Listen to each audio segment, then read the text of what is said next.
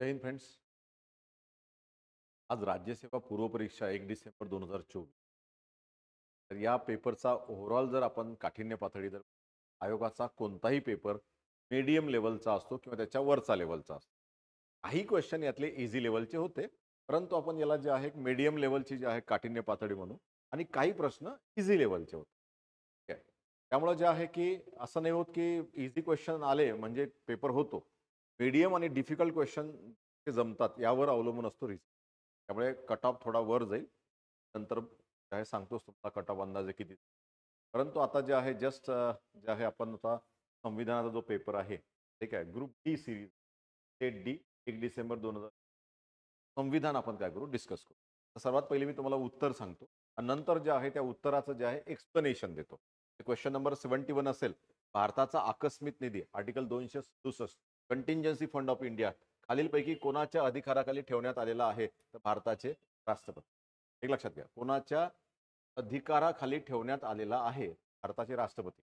आता तोच जर समजा आपण संचित निधी असेल आणि सार्वजनिक निधी असेल, म्हणजे कन्सॉलिडेटेड फंड ऑफ इंडिया आणि पब्लिक अकाउंट ऑफ इंडिया, हा संसदेच्या अधिपत्याखाली असतो, हा राष्ट्रपतीच्या. लक्षात घ्या. नेक्स्ट क्वेश्चन जे आहे आपण बघू.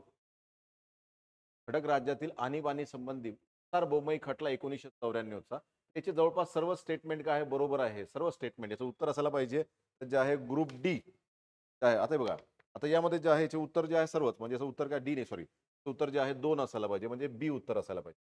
या सार्वभौमिक खटला 1994 मध्ये आला होता. घटक राज्यात राष्ट्रपती राजवट आणली गेल्यास राज्यांना सर्वोच्च न्यायालयाकडे जाता येतं, म्हणजे त्याला ज्युडिशियल रिव्ह्यू लागू आहे का? तर लागू आहे. आपण अरुणाचल प्रदेश केसमध्ये बघितलं होतं की राष्ट्रपती राजवट सुप्रीम कोर्टनं रद्द केली आणि जुनं जे काँग्रेस सरकार जे रद्द झालं होतं ते पुन्हा काय केलं होतं, रिइन्स्टेट केलं होतं. त्यामुळे जे आहे काही प्रश्नच नाही. सबळ कारण नसताना राष्ट्रपती राजवट आणली गेल्यास सर्वोच्च न्यायालय केंद्र सरकारचा निर्णय रद्द करू शकते. ठीक आहे. घटक राज्यातील विधानसभा बरखास्त करण्याच्या आदेशाला संसदेची मान्यता घेणे आवश्यक आहे. तर ज्या राष्ट्रपती राजवट लागू झाली का विधानसभा सस्पेंड होत असते. ठीक आहे. पहिले काय करायचं, राष्ट्रपती राजवट लागू झाली का राज्य सरकार बरखास्त केलं जायचं आणि विधानसभा बरखास्त म्हणजे विसर्जित केली जायची. पण एस.आर. बोमई केसमध्ये जे आहे सुप्रीम कोर्टने सांगितलं, जोपर्यंत राष्ट्रपती राजवटीला संसदेचं साधं बहुमत मिळत नाही तोपर्यंत तुम्ही जे आहे विधानसभा विसर्जित नाही करू शकत. सस्पेंड करू शकता, विसर्जित नाही करू शकत. म्हणून हे स्टेटमेंट काय बरोबर आहे आणि हे सर्व स्टेटमेंट जे आहे जवळपास काय बरोबर आहे. उत्तर जे असेल काय असेल तर बी स्टेटमेंट असेल, बी. ठीक आहे. आता एखादा क्वेश्चन प्लस मायनस होऊ शकतो. आता आयोग जे आहे बरेचदा काय असतं की जे ऑनरेबल प्रोफेसर आहे ते कोणत्या अझम्पशननी पेपर सेट करतात त्यानुसार सुद्धा जे आहे उत्तर थोडे काय होऊ शकतात, चेंज होऊ शकतात. ठीक आहे. आता इथं एखादा व्यक्ती काय करतो की डोक्यात जे आहे सस्पेंड ठेवतो आणि सस्पेंड शब्द वेगळा असतो. ठीक आहे. विधानसभा काय होते, सस्पेंड होते. म्हणजे राष्ट्रपती राजवट जर कॅन्सल झाली तर ती विधानसभा पुन्हा काय होते, आपलं कामकाज काय करते, सुरू करते, पण बरखास्त नाही होत. राज्य सरकार काय होत असते, बरखास्त होत असते. पूर्णपणे कंप्लीट आहे. काउन्सिल ऑफ मिनिस्टर आणि सीएम कम्प्लिटली काय होईल, आहे बरखास्त होईल. आता हा जो 15 क्वेश्चन्स आहे, 15च्या 15ही क्वेश्चन जे आहे आपण जे आहे डिस्कस केलेले क्वेश्चन्स आहे. क्लासच्या बाहेर एकही क्वेश्चन, सर्वच्या सर्व क्वेश्चन डिस्कस केले आहे. सर्वच्या सर्व क्वेश्चन जे आहे टेस्टमध्ये आलेले आहे, या ना त्या मार्गाने डिस्कशनमध्ये आलेले आहे. त्यामुळे त्या पॉलिटीचे जर क्वेश्चन बघितले हार्डली जे आहे 2 प्रश्न जर सोडले, 2, तर बाकी 13 प्रश्न काय होते, इझी. ठीक आहे. नेक्स्ट जे आहे, कोणती कलमे देशातील निवडणूक व्यवस्था माहित आहे, भाग 15 आहे आर्टिकल 324 ते 329. क्वेश्चन नंबर 74, केंद्रीय माहिती आयोगाची एक मुख्य माहिती आयुक्त आणि इतर किती इन्फॉर्मेशन कमिशनर असतात? तर 10 असतात, 10. हा क्वेश्चन काय सोपाच आहे. नेक्स्ट जे आहे, भारतीय राज्यघटना धर्मनिरपेक्ष म्हणजे काय? आता धर्मनिरपेक्ष मध्येच पहिलं आहे, राज्य रोजगाराच्या बाबतीत धर्माच्या आधार भेदभाव करते. हे तर 100% रॉंग आहे. त्यामुळे हे स्टेटमेंट काय झाले, रॉंग झाले. त्यामुळे बी आणि डी बद्दल विचारच करायचा. सी काय, राज्य सर्व धर्मांना समान समजते, तर बरोबर आहे. उत्तर काय असेल, उत्तर असेल 2 असेल, बी सी. ठीक आहे. उत्तर काय असेल, बी सी डी. यामध्ये जे आहे नेक्स्ट क्वेश्चन. आता धर्मनिरपेक्षतेबद्दल एक बघा, धर्मनिरपेक्षतेबद्दल जे आहे कसं असतं माहिती आहे का, सकारात्मक भेदभाव करू शकते. जसं आर्टिकल 25 अंतर्गत शिखांना कृपान बाळगण्याचा काय अधिकार आहे, ते करू शकतं. धर्मनिरपेक्षता जी आहे ही सर्व धर्म समय आहे, परंतु एखाद्या धर्माला जे आहे सकारात्मक भेदभाव करू शकते. ठीक आहे. सकारात्मक भेदभाव शब्द लक्षात घ्या. ठीक आहे. अग्रक्रम वागणूक नाही देऊ शकत, प्रिफरन्शियल ट्रीटमेंट नाही देऊ शकत. इथं बघा, इथे इंग्लिश शब्द बरोबर आहे, प्रिफरन्शियल ट्रीटमेंट नाही देऊ शकत, हे इलिगल आहे. परंतु सकारात्मक भेदभाव ज्याला आपण म्हणतो अफर्मेटिव्ह डिस्क्रिमिनेशन, हे सर्व धर्म सम आणि एखाद्या धर्माची फाउंडेशनल व्हॅल्यू असेल तर ती जर सुरक्षित करायची असेल तर फक्त त्याच धर्माला जे आहे विशेष सूट भेटू शकते. जसं श्रीकांना जे आहे कृपान बाळगण्याचा अधिकार आहे. ठीक आहे, तर ही विशेष सूट झाली, ही हा सकारात्मक भेदभाव झाला, प्रिफरन्शियल ट्रीट. ठीक आहे, लक्षात घ्या. क्वेश्चन नेक्स्ट फास्ट वर डिस्कस करू. मुख्य माहिती आयुक्त किंवा नियुक्ती आहे तर समिती कोणती असते? त्या समिती शिफारशीवर राष्ट्रपती काय करतात? नियुक्त करतात. तर पंतप्रधान असतो, लोकसभेतील विरोधी पक्षनेता आणि पंतप्रधानाने नामनिर्देशित केलेल्या कॅबिनेट मंत्री. त्याचं उत्तर काय असेल? A B. पहिलंच उत्तर असेल ए बी डी म्हणजे ए. हे उत्तर काय? ठीक आहे. भारतीय घटना दुरुस्ती संदर्भात आहे विधानाची सत्य तपासा व योग्य पर्याय निवडा. आता 10वी घटना दुरुस्ती तर क्लासमध्ये मी नेहमी म्हणायचो 8वी 10वी आणि 12वी परफेक्ट करून ठेवा. 10वी घटना दुरुस्ती बरोबर आहे, 22वी घटना दुरुस्ती बरोबर आहे. दोन्ही स्टेटमेंट काय बरोबर आहे, म्हणजे असं उत्तर काय असेल? जे आहे ए आणि डी, म्हणजे उत्तर असेल डी. चौथं उत्तर असेल यामध्ये. आता जे आहे 11वी घटना दुरुस्ती नाही, ही 12वी घटना दुरुस्ती. क्लासमध्ये 8, 10 आणि 12 असं आपण जे आहे क्लासमध्ये नेहमी डिस्कस करतो. 8, 10 आणि 12 हे लक्षात घ्या, कारण की युटी आहे. युटी आणि स्टेटसाठी आपण घटना दुरुस्ती करायचं काम पडत नाही, कारण की त्यासाठी घटना दुरुस्ती लागत नाही. परंतु जे आहे असं काय स्पेशल झालं की यांच्यासाठी घटना दुरुस्ती करावी लागली? ठीक आहे, तर हे जे आहे घटना दुरुस्ती आहे 22वी मेघालयबद्दल आहे. ठीक आहे, तर हे दोन जे आहे स्टेटमेंट काय बरोबर आहे? तर उत्तर काय असेल? डी. रॅपिडली बघून घेऊ आपण. 78. आता सरळ डेट दिलेली आहे. टेस्टमध्ये आपण नेहमी क्वेश्चन आलेला आहे. त्यानंतर ऑलरेडी आलेला क्वेश्चन आहे, फक्त याच्यामध्ये काय आलं नव्हतं, हे 2 पॉईंट नव्हते आले. हे 2 पॉईंट. ठीक आहे, तर हे जे आहे तर हे स्टेटमेंट रॉंग आहे, अयोग्य विचारलेलं आहे, की शासनाद्वारे राष्ट्रीय जे नॅशनल कॅलेंडर आहे हे कधी जे आहे स्वीकारण्यात आलं, याची डेट जी आहे जनरली आपण आता आता फार काही गरज पडत नाही याची. संविधानामध्ये आपण काही फार विचार नाही करत, परंतु हे बाकीचे स्टेटमेंट पाठ पाहिजे. ठीक आहे, म्हणून हे स्टेटमेंट रॉंग असण्याची शक्यता काय जास्त. तर याचं स्टेटमेंट जे आहे हे 22 मार्च 1957 ला स्वीकारण्यात आलेलं आहे. त्यामुळे फक्त हे स्टेटमेंट काय रॉंग आहे. आता कसं असतं माहिती आहे का, हे आलेलं आहे ना, जे तुम्हाला माहित आहे ते परफेक्ट जर माहित असेल, इलिमिनेशन उत्तर काढता येतं. 79 आयोग दिलेला आहे. विविध राष्ट्रीय आयोगाच्या संदर्भात खालील तरतुदी विचारात घ्या. आता प्रॉब्लेम माहिती आहे काय, काही फॅक्च्युअल एरर काय केलं आहे, खूपच डेटमध्ये काय केलं आहे, बारीक एरर केलेला आहे. त्याच्यामुळे प्रॉब्लेम झालेला आहे याच्यामध्ये. इथं जाऊ द्या. राज्यघटना आता नॅशनल SC ST आयोग असेल तर आर्टिकल इथं किती आहे? 338. त्यामुळे हे स्टेटमेंट काय रॉंग आहे. काय विचारलेलं आहे? कोणते स्टेटमेंट विचारलेलं आहे? की योग्य विचारलेलं आहे, बरोबर विचारलेलं आहे, बरोबर. हे तर रॉंग आहे, त्यामुळे हे 2 स्टेटमेंट काय झाले? रॉंग. मग काय राहिलं? BC आणि BD. आता बीचा विचार करायची गरजच नाही. आता जे आहे सी. ठीक आहे, तर उत्तर जे आहे तर राष्ट्रीय हे स्टेटमेंट तर बरोबर, राष्ट्रीय महिला आयोग हे तर बरोबरच येतं, काही प्रश्नच नाही. ठीक आहे.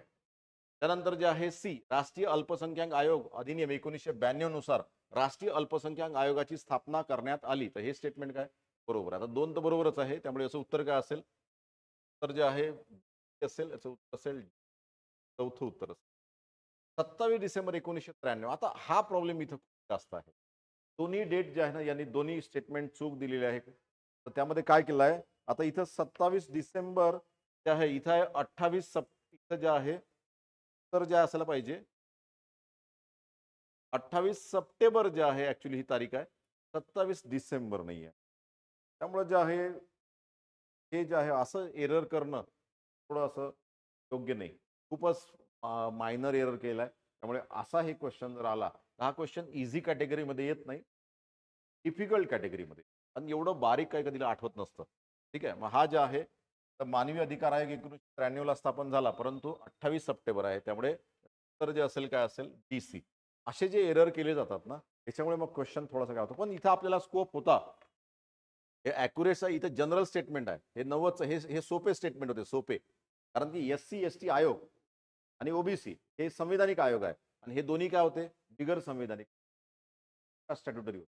त्यामुळे यांचा अभ्यास करणं गरजेचं होतं. आपण क्लासमध्ये टाकलेल्या तसंही केलेले आहे, लिहूनही दिलेलं आहे. ठीक आहे, हा भाग लक्षात घ्या. नेक्स्ट जे आहे भारताच्या नागरिकत्वाविषयी खूपच सोपा प्रश्न विचारलेला आहे.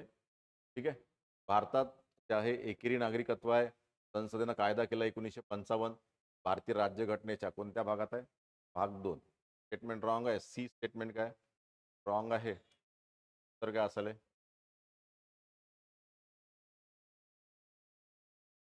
तर जे आहे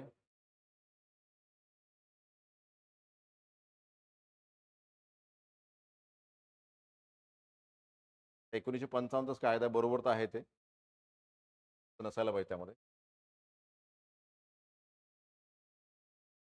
81 घटनादुरुस्ती राष्ट्रीय दिल्ली जे आहे राजधानीचं 69 मध्ये 1991 मध्ये होतच ते परीक्षेला येणारच होतं. 9th अमेंडमेंट आहे. 82 राज्यघटनेतील कोणत्या कलमात भारताचे नियंत्रक व महालेखा परीक्षक कॅग कोणत्या आर्टिकलमध्ये आर्टिकल 148 संविधानिक आयोग पहिल्या लोकसभेच्या संदर्भात दिलेला आहे. पहिली लोकसभा कधी आहे 52 मध्ये आली. एप्रिल 1952 मध्ये आली. निवडणुकीनंतर 17 एप्रिल 1952 मध्ये जे आहे आता हा टेस्टमध्ये क्वेश्चन टाकला होता. ठीक आहे तर जे आहे 17 एप्रिल 1952 रोजी पहिल्यांदा लोकसभेची स्थापना झाली. इलेक्शन 51 ते 52 पर्यंत चाललं. पहिल्या लोकसभेचे पहिले अधिवेशन 13 मे 1992 ला सुरू झाले. तर हे जी.व्ही. मावळणकर सभापती होते. हे स्टेटमेंट रॉंग आहे. त्यामुळे डी कॅन्सल झालं. ए आणि बी घ्यायला लागते. ए तर 100% काय झालं राईट झालं. त्यामुळे ही डाटा तुम्हाला माहीत जरी नसला तरी चालतं. ठीक आहे त्यामुळे जे आहे आता बी आणि सी मध्ये आहे. पहिल्या लोकसभेचा कालावधी पूर्ण केला व 1 एप्रिल 1957 रोजी काय झाली विसर्जित झाली. आता इथं बघा इथं 17 एप्रिल आहे. इथं काय 1 एप्रिल आहे. त्यामुळे हे स्टेटमेंट काय रॉंग आहे. विसर्जित झाली. आणि जे आहे सर्वात महत्त्वाचं जे आहे की हे लागू कधी झालं तर ही जी डेट आहे ना 1 एप्रिल नका करू. आता पुढच्या वेळेस हा स्टेटमेंट येऊ पुन्हा 4 एप्रिल 1957 जे लोक पेपर आहे देणार आहे पुढच्या वर्षी त्यांच्यासाठी जे आहे हा जो पेपर असतो हा यातल्या फॅक्ट्स काय पाहिजे तोंडपाठ पाहिजे घुमून फिरून येऊ शकतो. ठीक आहे जे आहे याचं उत्तर जे आहे का राहील जे आहे बी राहील. नेक्स्ट कोणते उच्च न्यायालय जे आहे मूलभूत अधिकाराच्या अंमलबजावणीसाठी निर्देश जारी करतात. आर्टिकल जे आहे कोणतं directions for the enforcement of fundamental rights obviously त्या आर्टिकल 226. बाकीच्या आर्टिकलचा काही संबंध सुप्रीम कोर्टचे आर्टिकल आहे. विश्वानंद भारती खटल्याबद्दल जे आहे ना एक स्टेटमेंट आहे खूप महत्त्वाचं आहे. हे जो 13 जजेसचा जो बेंच होता 7-6 या याच्यामध्ये काही जजमेंट दिली भारती केस 24 एप्रिल यामध्ये जे आहे तो जज जो हा जो बेंच आहे सर्वात मोठा बेंच आहे आतापर्यंतचा. त्याचे जे आहे एस.एम. सिकरी जे आहे त्याचे काय होते ते आहे अध्यक्ष होते. त्यांनी प्रिसाईड केला होता. केंद्र नाही तेव्हा चीफ जस्टिस कोण एस.एम. सिकरी. ठीक आहे हा एक लक्षात घ्या. हे स्टेटमेंट काय झालं रॉंग. बिनचूक म्हटलेलं आहे. तर बिनचूक म्हटले काय विचारलेलं राईट विचारले राईट स्टेटमेंट कोण हे स्टेटमेंट यामध्ये येणारच नाही. स्टेटमेंट यामध्ये येणार नाही. मग कोणते बी हे जे आहे तिने हे न्यायालयीन सक्रियतेचे उदाहरण आहे. हे बरोबर आहे ज्युडिशियल ऍक्टिव्हिजम. आज सुप्रीम कोर्टनी जे आहे दोघांमधलं भांडण एक स्टेप समोर जाऊन काय केलं आहे की पूर्ण कॉन्स्टिट्यूशन मध्ये आर्टिकल 368 अंतर्गत जी संसदेला घटनादुरुस्ती करण्याचा जो अधिकार होता त्याला पूर्ण मर्यादा लावून दिलेली आणि हा एक अनरिटन लॉज जसा आहे हा. ठीक आहे कारण की या केशवानंद भारती केसमध्ये जो बेसिक स्ट्रक्चर जो कन्सेप्ट आहे त्यामध्ये कोणकोणते प्रिन्सिपल्स येईल सुप्रीम कोर्टनी एका याच्यात ना डिफाईन केले. एक प्रिन्सिपल त्यामध्ये काय करत आहे ऍड करत आहे आणि त्यामुळे संसदेची पॉवर त्याला काय होतं लिमिट लागत आहे. त्यामुळे हे डेफिनेटली कशाचं उदाहरण आहे ज्युडिशियल ऍक्टिव्हिजम. त्यामुळे याचं उत्तर जे आहे काय असेल तर जे आहे बीसीडीचं असायला पाहिजे. हे उत्तर याचं असायला पाहिजे कोणतं पण जे आहे असे जे आहे महत्वाचे क्वेश्चन आहे. यामध्ये झालं असतं जे आहे एखादं जे आहे एस.आर. बोमई केस यामधलं एखादं जे आहे क्वेश्चन काय होऊ शकतो थोडा प्लस मायनस होऊ शकतो. बाकीचे काही चान्सेस नाही आहे. परंतु जे आहे हा पेपर घ्यायचा पुन्हा जे आहे मेन्ससाठी काय करायची याची तयारी करायची आणि यातलेच प्रश्न जे आहे राज्यसेवा मेन्स कंबाईंड मेन्स येणारी कंबाईंड प्रिलिम याला सुद्धा येऊ शकतात. आणि याला जे आहे मास्टर स्ट्रोक्स असेल रिव्हिजन बॅच असेल किंवा क्लासमधले तर सर्वच प्रश्न आहेत. ठीक आहे तर असंच जे आहे तर पॉलिटीचा जो पेपर होता थोडा इझी 2 क्वेश्चन ऍक्च्युअल एरर जर सोडले बाकी पेपर सर्वांना जे आहे शुभेच्छा त्या परीक्षा दिल्याबद्दल. जे आहे सर्वांना जे आहे आणखी शुभेच्छा की सर्वांचा चांगला रिझल्ट येऊ. परंतु या परीक्षेत जे आहे प्रिलिम कशीही जाओ मेन्स त्याच दिवशी स्टार्ट करणं किंवा त्या दिवशी तरी स्टार्ट करणं काय असते गरजेचं. कारण जोपर्यंत मेन स्ट्रॉंग होत नाही, तोपर्यंत प्रिलिम जे आहे पटकन अशी निघत नाही. कारण की यामध्ये तुम्ही जर समजा आर-टी-आयचे जर प्रश्न बघितले, आर-टी-आय ॲक्टवर जे 2 प्रश्न आहेत. तर इथले बरेचसे प्रश्न जे आहे किंवा लोकसभा, पहिली लोकसभा कधी, कोण होतं, कसं होतं, हे आपण राज्यसेवा मेन्सला खूप डीपमध्ये अभ्यास करतो. त्यामुळे मग काय होतं यातले 3 ते 4 क्वेश्चन जे आहे सहज मेन्समुळे काय होतात जमतात आणि तेच क्वेश्चन डिसाईड करतात whether you are in or out. त्यामुळे जे आहे मेन्सचा अभ्यास करून गरजेचं. ओके. एकदा मेन्सचा अभ्यास झाला की प्रिलिम नेहमी काय होते क्लिअर होण्याची शक्यता काय असते सर्वात जास्त असते. Okay. All the best. Thank you very much.